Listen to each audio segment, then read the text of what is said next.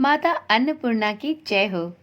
माँ अन्नपूर्णा माता का महाव्रत मार्गशीर्ष मास के कृष्ण पक्ष पंचमी से प्रारंभ होता है और मार्गशीर्ष शुक्ल षष्ठी को समाप्त होता है। यह महाव्रत 17 दिनों का होता है और कई भक्त 21 दिन तक भी इस व्रत का पालन करते हैं। ओम नमः शिवाय। जय श्री कृष्णा। आप सभी का सनातन धर्मसार चैनल पर बहुत बहुत स्वागत है।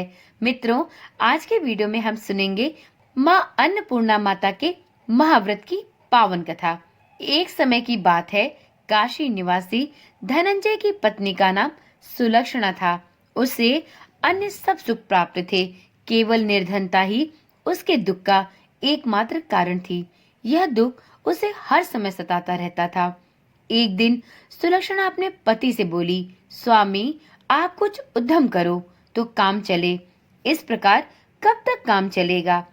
सुलक्षणा की बात धनंजय के मन में बैठ गई और वह उसी दिन विश्वनाथ शंकर जी को प्रसन्न करने के लिए बैठ गया और कहने लगा, हे देवाधिदेव, हे विश्वेश्वर, मुझे पूजा पाठ कुछ आता नहीं है, केवल आपके भरोसे बैठा हूँ। इतनी विनती करके वह 2-3 दिन भूखा प्यासा वहीं बैठा रहा। यह देखकर भगवान शंकर ने उसके कान में अन्नपूर्णा, अन्नपूर्णा, अन्नपूर्णा इस प्रकार से 3 बार कहा। यह कौन क्या कह गया? इसी सोच में धनंजय पड़ गया कि मंदिर से आते ब्राह्मणों को देखकर पूछने लगा, पंडित जी, अन्नपूर्णा कौन है? ब्राह्मणों ने कहा, तू अन्न छोड़ के बैठा है, सो तुझे अन्न की ही बात सूझती है। जा, घर जाकर अन्न ग्रहण कर। धनंजय अपने घर वापस पहुंच गया। स्त्री से यह सारी बात कह सुनाई तो वह बोली, हे नाथ, चिंता मत करो, स्वयं शंकर जी ने यह मंत्र दिया है, वह स्वयं ही इस बात का खुलासा करेंगे। आप फिर जाकर उनकी आराधना में लग जाओ। धनंजय फिर जैसा का तैसा पूजा में बैठ गया। रात्रि में शंकर जी ने आज्ञा दी और कहा, तू पूर्व दिशा में चला जा। वह अन्नपूर्णा का नाम जपता जाता और रास्ते में फल खाता, झरनों का पानी पीता जाता। इस प्रकार कितने ही दिनों तक वह चलता गया। वहां उसे चांदी सी चमकती वन की शोभा देखने में आई। सुंदर सरोवर देखने में या उसके किनारे कितनी ही अप्सराएं झुंड बनाए बैठी थी। एक कथा सुनाती और सब मिलकर माँ अन्नपूर्णा इस प्रकार से बार बार कहती थी। यह अगहन मास की उजेली रात्रि थी और आज से ही व्रत का आरंभ था। जिस शब्द की खोज करने वह निकला था, वह उसे वहां सुनने को मिला। धनंजय ने उनके पास जाकर पूछा, हे देवियों, आप यह क्या करती हो? उन सब ने कहा, हम सभी माँ अन्नपूर्णा का व्रत करती हैं। धनंजय ने पूछा, व्रत और पूजा करने से क्या होता है? यह किसी ने किया भी है? इसे कब किया जाए? कैसा व्रत है और इसकी क्या विधि है? मुझे भी कृपया करके विस्तार से बतलाएं। तो वह सभी कहने लगी, इस व्रत को सभी कोई कर सकते हैं।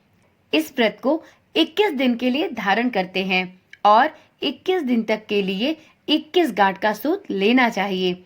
21 दिन यदि न बने तो एक दिन उपवास करें। यह भी न बने तो केवल कथा सुनकर ही प्रसाद ग्रहण करें। निराहार रहकर कथा कहें।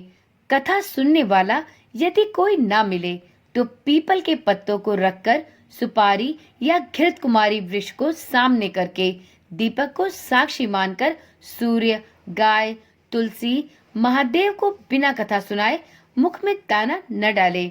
यदि भूल से कुछ पड़ जाए तो एक दिवस फिर उपवास करें। व्रत के दिन क्रोध ना करें और झूठ भी कदापि ना बोले। धनंजय बोला, इस व्रत के करने से क्या होगा? तो वह कहने लगी, इसके करने से अंधों को नेत्र मिले, लूलों को हाथ मिले, निर्धन के घर धन आए, बाझन को संतान मिले, मूर्ख को विद्या आए। जो जिस कामना से यह व्रत करे, माँ उसकी सभी इच्छाएं पूर्ण करती हैं। तब वह कहने लगा, बहनों, मेरे पास भी धन नहीं है, विद्या भी नहीं है, कुछ भी तो नहीं है। मैं तो एक दुखियारा ब्राह्मण हूँ। मुझे इस व्रत का सूत क्या दोगी? तब वह सभी देवियां बोली, हाँ भाई, तेरा कल्याण हो, हम तुम्हें 21 सूत अवश्य देंगी। ये रहे इस व्रत के मंगल सूत, तुम इसे ले जाओ। धनंजय ने उन देवियों से 21 सूत को ग्रहण किया। इसके बाद धनंजय ने मां अन्नपूर्णा का व्रत किया। धनंजय का व्रत जब पूरा हुआ, उसी समय सरोवर में से 21 खंड की सुवर्ण सीढ़ियां हीरा मोती जड़े हुए प्रकट हुई। धनंजय जय अन्नपूर्णा अन्नपूर्णा कहता जाता था। इस प्रकार कितनी ही सीढ़ियां उतर गया और आगे उसने देखा कि करोड़ों सूर्य से प्रकाशमान अन्नपूर्णा का मंदिर है। उसके सामने सुवर्ण सिंहासन पर माता अन्नपूर्णा विराजमान है। सामने भिक्षा हेतु शंकर भगवान खड़े हैं। देवांगनाएं चंवर डुलाती हैं और कितनी ही देवियां हथियार बांधे पहरा दे रही हैं। धनंजय दौड़कर जगदम्बा के चरणों में गिर गया। देवी उसके मन का क्लेश जान गई। धनंजय कहने लगा, माता, आप तो अंतर्यामिनी हो, आपको अपनी दशा क्या बताऊं? माता बोली, मेरा व्रत किया है, जा, संसार तेरा सत्कार करेगा। माता ने धनंजय की जिह्वा पर बीज मंत्र लिख दिया। अब तो उसके रोम रोम में विद्या प्रकट हो गई। इतने में क्या देखता है कि वह काशी विश्वनाथ के मंदिर में खड़ा है। माँ का वरदान लेकर धनंजय घर वापस आया। सुलक्षणा से उसने सभी बातें कह सुनाई। माता जी की कृपा से अब उसके घर में संपत्ति उमड़ने लगी। छोटा सा घर बहुत बड़ा गिना जाने लगा। जैसे शहद के छत्ते में मक्खियां जमा होती हैं, उसी प्रकार अनेक सगे संबंधी अब आकर उसकी बड़ाई करने लगे।